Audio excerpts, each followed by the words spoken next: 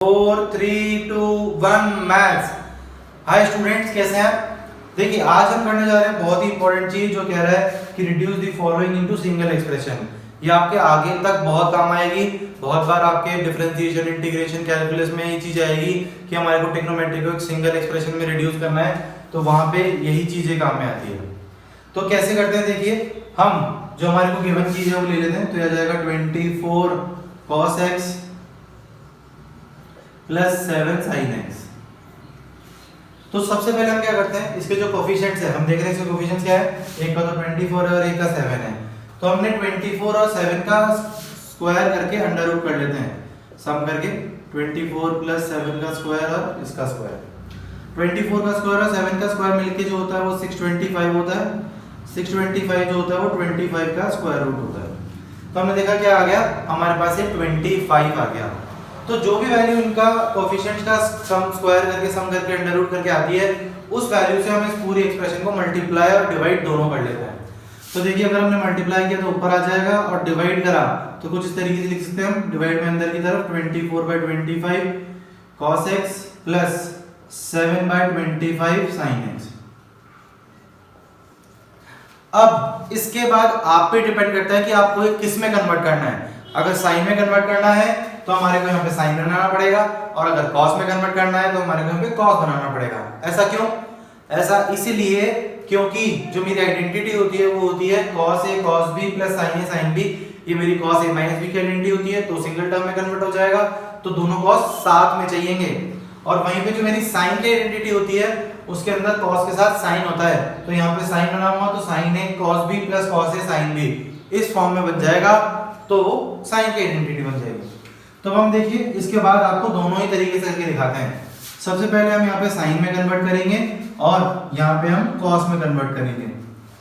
अगर मेरे को अब sin में कन्वर्ट करना है, अगर मेरे को यहाँ पे sin में कन्वर्ट करना है तो मेरे को यहाँ पे क्या बनाना पड़ेगा, sin बनाना पड़ेगा। अब 24/25 sin कब होता है मेरे को तो मालूम नहीं ना, मेरे पास टेबल है कि मैं वैल्यू मल्टीप्लाई करके डिवाइड करके देख सकूं।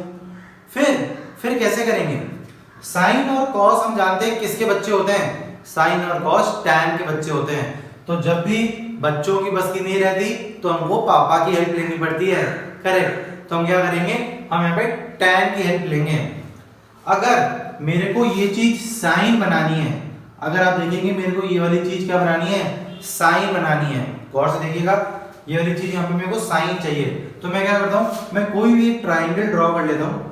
मैं जानता हूँ ट्रिग्नोमेट्री का रूल क्या कहता है कि साइन जो होता है कोई भी, फॉर एग्जांपल अगर मैंने अल्फा ले लिया, ये वाला अगर मैंने एंगल अल्फा ले लिया, तो साइन अल्फा जो होता है वो क्या होता है, perpendicular upon hypotenuse. Pandit Badri Prasad upon horror बोले से, तो परपेंडिकुलर अपॉन हाइपोटेनियस।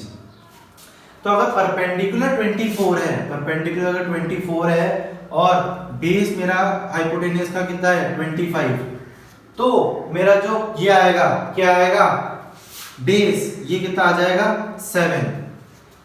अगर ये वाला ट्राइंगल मेरा सेम एग्जैक्टली इस वाले रेशियो में भी बैठता है तो फिर मैं इस क्वेश्चन को आगे प्रोसीड कर पाऊंगा।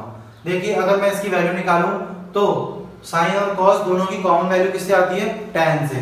तो अगर मैं tan लिख लूं कि भाई tan अल्फा जो है इस वाले पर्टिकुलर केस में जो मैंने tan अल्फा लिया है, tan अल्फा क्या लिया है, perpendicular upon hypotenuse, perpendicular upon hypotenuse. तो 24/7 जो tan अल्फा की वैल्यू है वो क्या है 24/7। तो अगर tan अल्फा 24/7 है तो 24/25 क्या हो जाएगा, sin अल्फा। तो इसको मैं लिख लूंगा क्या, sin अल्फा ये हो जाएगा cos x प्लस 7/25, 7/25 यानी base upon hypotenuse. Base upon hypotenuse क्या होता है, cos। तो इसको मैं लिख लूंगा cos अल्फा, और ये वाला sin x ऐसे ही है ऐसे। तो आपने देखा ये वाली जो आइडेंटिटी बन जाएगी इसकी बन जाएगी, ये sin a प्लस b की आइडेंटिटी बन जाएगी। तो यहाँ पे लिख लूंगा 25 और ये जो आ जाएगा ये आ जाएगा sin alpha plus x, where tan alpha is equal to 24/7। तो आई होप आपको ये चीज क्लियर है। आपने देखा एक सिंगल टर्म में कन्वर्ट हो गया है sin में। अब यही सेम चीज मैं cos के लिए करूंगा। cos में अगर मेरे को ये वाली चीज यहाँ पे cos चाहिए, तो अगर मैं अपने मेरा नया ट्राइंगल बनाऊंगा तो जो मेरा नया ट्राइंगल बनेगा वो कुछ इस तरीके से बनेगा। ये वाला एंगल अगर मैंने फॉर एग्जांपल फाई ले लिया या आप चाहें तो सेम अल्फा भी ले सकते हैं, कोई दिक्कत नहीं है। मैंने आप कंफ्यूज ना हो इसलिए इसको फाई ले लिया। अगर मेरे को यहाँ पे कॉस बनाना है, हम जानते हैं कॉस क्या होता है, जो कॉस फाई होता है, जो साइन फाई होता है वो तो हम जानते हैं परपेंडिकुलर अपॉन हाइपोटेनियस, और जो कॉस फाई होता है वो होता है बेस अपॉन हाइपोटेनियस। तो यानी बेस को मेरे को क्या लेना पड़ेगा आपकी बात 24, तो बेस जो हो जाएगा मेरा 24 हो जाएगा, हाइपोटेनियस 25 हो जाएगा। तो अगर मैं पीजीडी से मेरा परपेंडिकुलर निकालूंगा तो वो क्या आ जाएगा 7। अब यहाँ पे जो मेरा tan फाई आ रहा है ना स्टूडेंट्स, जो मेरा tan फाई आ रहा है परपेंडिकुलर अपॉन बेस यानी 7/24। तो ये वाली चीज 25 तो ऐसे ही ऐसे, ये इसको क्या मैं cos फाई लिख सकता हूं, क्योंकि cos फाई का मतलब base upon hypotenuse, base 24 hypotenuse 25। तो इस वाली वैल्यू को मैं क्या लिख सकता हूं मेरे लिए cos फाई, cos x ऐसे की ऐसे प्लस ये वाली वैल्यू को क्या मैं sin फाई लिख सकता हूं, क्योंकि sin phi perpendicular upon perpendicular ये रहा, हाइपोटेनस ये रहा, तो इसको मैंने लिख लिया sin फाई और sin x ऐसे की ऐसे। तो अब तो आपको दिख रहा होगा क्या सॉरी कि ये cos a cos b plus sin a sin b की आइडेंटिटी बन रही है। तो ये बन सकती है मेरी cos a माइनस b की identity, where tan phi is equals to 7/24।